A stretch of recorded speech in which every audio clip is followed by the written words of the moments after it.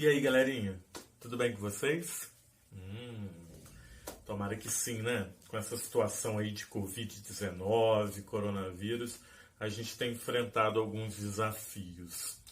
Estou aqui para a gente falar um pouquinho do conteúdo que a gente está estudando aí, só para a gente relembrar, né? Relembrar aí os slides que vocês fizeram e relembrar também esses resumos, né?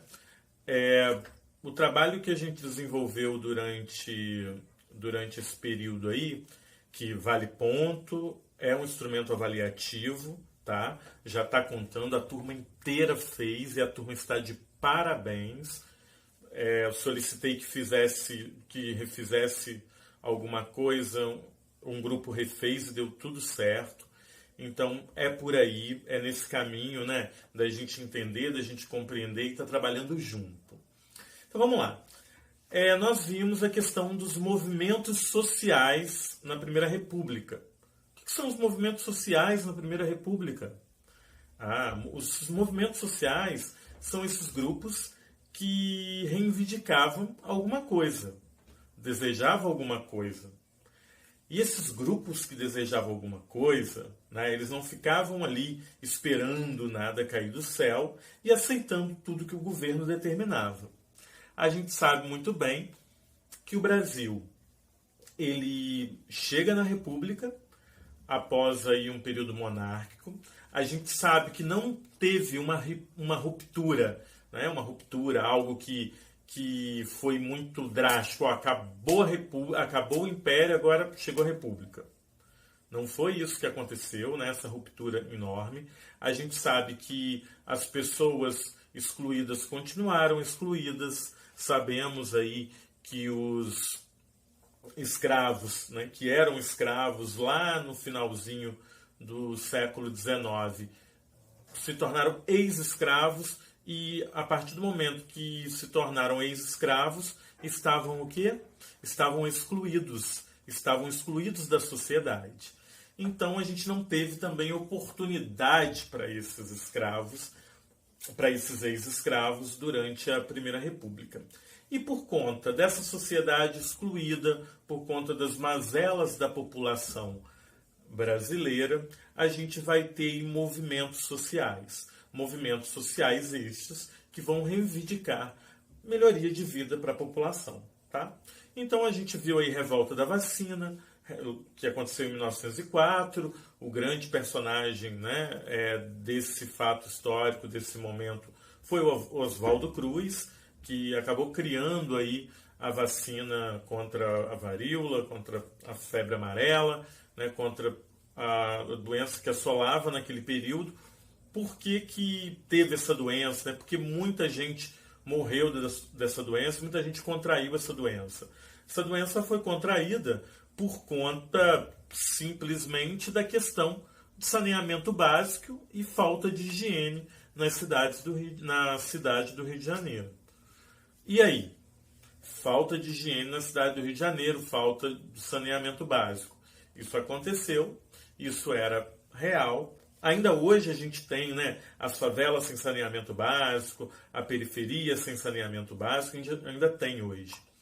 E o que aconteceu? O governo resolveu tentar mudar o cenário no Rio de Janeiro, né? Acabar com os cortiços, destruir casas, e a partir do momento que destrói casas e destrói cortiços, as pessoas vão começar a reivindicar. Então não queriam tomar vacina, porque a vacina era obrigatória, e estavam também reivindicando contra aí essa situação de retirada desses imóveis, né, de demolição desses imóveis que eram amontoados e acabava contribuindo aí para a questão do lixo exacerbado e da falta de higiene e de saneamento básico na cidade do Rio de Janeiro. E a população vai ficar revoltada e vai contra, e por isso que chama-se aí revolta da vacina. A gente tem também a questão do contestado, que conversa um pouco com a questão da Guerra de Canudos.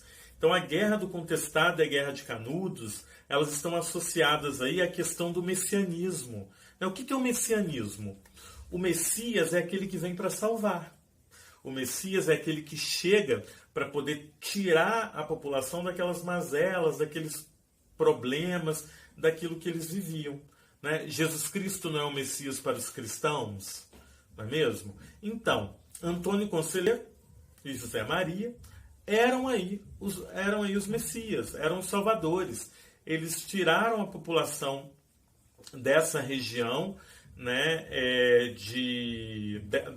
dessa situação, tiraram a população dessa situação de pobreza, situação de fome, vai pegar essa população e vai levar para um determinado espaço, onde nesse espaço produziriam aí uma sociedade, construiriam aí uma sociedade igualitária, onde eles colocariam, né, a comida na mesa de todo mundo, onde eles trabalhariam juntos, seria uma sociedade igualitária, algo comum, né, algo bem comunal aí, onde eles estão nesse espaço, vão produzir e vão trabalhar para que todo mundo tenha comida, para que todo mundo tenha aí a questão de conquistar o alimento e a sobrevivência.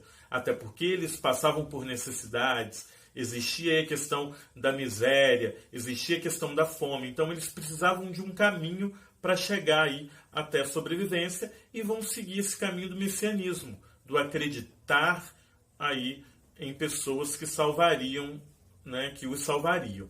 Então, tanto Antônio Conselheiro quanto José Maria são dois personagens principais. Né? Antônio Conselheiro a gente tem como personagem principal aí na Guerra de Canudos, né? Vai ser um Messias, um beato, que vai criar uma comunidade e essa comunidade vai tentar sobreviver indo de encontro, indo contra aí essa situação governamental. Tá? Era uma comunidade paralela ao governo existente da época. E o contestado segue o mesmo caminho. José Maria aí é o grande personagem desse fato histórico, desse momento aí da Guerra do Contestado, e também vai seguir esse caminho messiânico, esse caminho do Salvador, tá bem? Outro movimento social importante nesse período, pessoal, outro movimento muito importante nesse período vai ser a Revolta da Chibata, que aconteceu em 1910. A Revolta da Chibata é um movimento social que aconteceu na cidade do Rio de Janeiro. A gente tem aí ex-escravos servindo a Marinha. Então, a Revolta da Chibata acontece na Marinha do Brasil. Tá? Esses ex-escravos, eles são marinheiros e eles acabam sendo castigados de forma cruel, de forma injusta. Então, qualquer situação, qualquer deslize, eles levavam chibatadas, eram castigados. E isso começou a criar em alguns marinheiros o sentimento de revolta contra essas injustiças. Por que ele está apanhando? Né? Por que ele está levando chibatada? O que está acontecendo? Por que disso? Né? E aí essa questão da injustiça, essa questão do castigo físico que essas pessoas recebiam durante o Rio de Janeiro, dessa primeira década aí do século XX, vai gerar a Revolta da Chibata em 1910. Então, essa Revolta da Chibata vai ter como personagem principal o João Cândido, o Almirante Negro. Depois eu vou estar colocando uma música para vocês na plataforma, para vocês escutarem, falar um pouquinho para mim, né, para a gente interpretar a música sobre o grande Almirante Negro, que é o João Cândido, que ele vai aí ser um personagem importantíssimo nesse processo de luta contra as injustiças, tá bem? Então a gente tem aí algumas revoltas.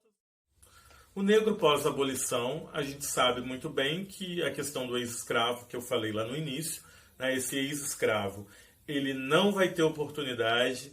Alguns vão para a Marinha, outros acabam construindo as favelas e as periferias da cidade do Rio de Janeiro.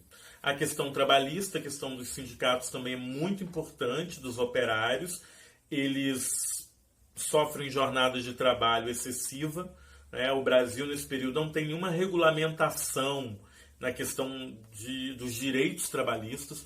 Os direitos trabalhistas só vão surgir na década de 30 com Getúlio Vargas. A gente vai estar estudando isso, né? Logo em seguida aí dessa discussão que a gente vai ter sobre esses movimentos sociais. Então, a questão trabalhista é muito séria. O brasileiro ele vai ter uma jornada de trabalho longa.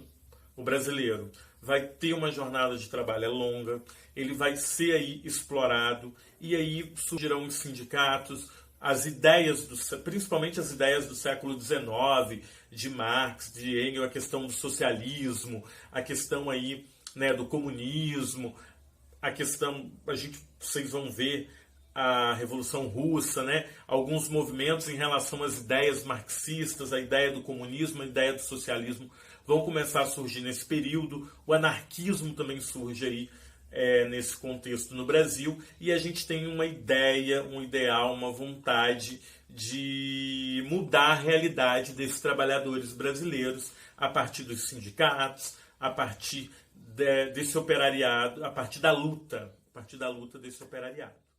Tá bem?